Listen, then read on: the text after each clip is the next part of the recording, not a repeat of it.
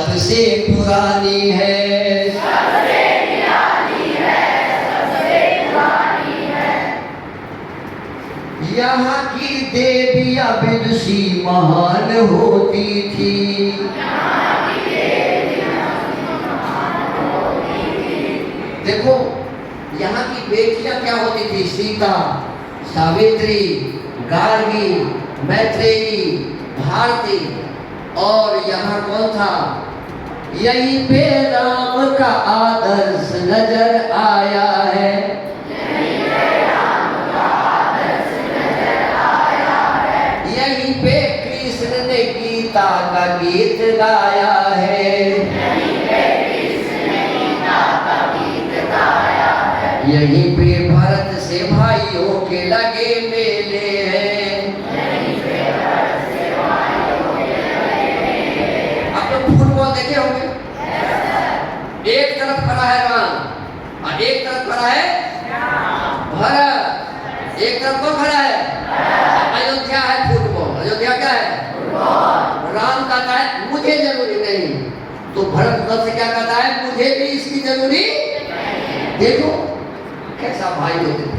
अभी तो दो भाई एक बिस्कुट के लिए लड़ाई कर लेता है, अभी दो भाई, एक बड़े भाई छोटे भाई को पिटाई करता है और छोटा बड़े भाई को, अरे ये हमारा आदर्श, यहीं पे राम का आदर्श नजर आया है, यहीं पे राम का आदर्श नजर आया है। यहीं पे कृष्ण ने गीता का गीत गाया है, यहीं पे कृष्ण ने गीता का गीत गाया है। यहीं पे भरत से भाइयों के लगे मेले हैं,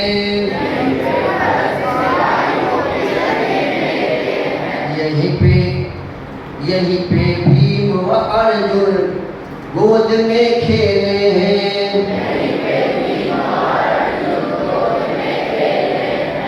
हमारे देश में ऐसे ऐसे विद्वान होते थे, ऐसे ऐसे लोग होते थे जिसका उदाहरण देते देते हम थक जाते हैं, लेकिन उदाहरण खत्म नहीं होता। और इसका कारण यही था कि यहाँ किसकी पढ़ाई होती थी, वेदों की पढ़ाई होती थी। किसकी पढ़ाई होती थी, हुआ क्या, हमारे ऊपर में आक्रमण हुआ, हमारे ऊपर में जिसने आक्रमण किया वो हमारे वेदों की पढ़ाई को खत्म कर दिया और अपनी पढ़ाई हमारे ऊपर थोप दिया।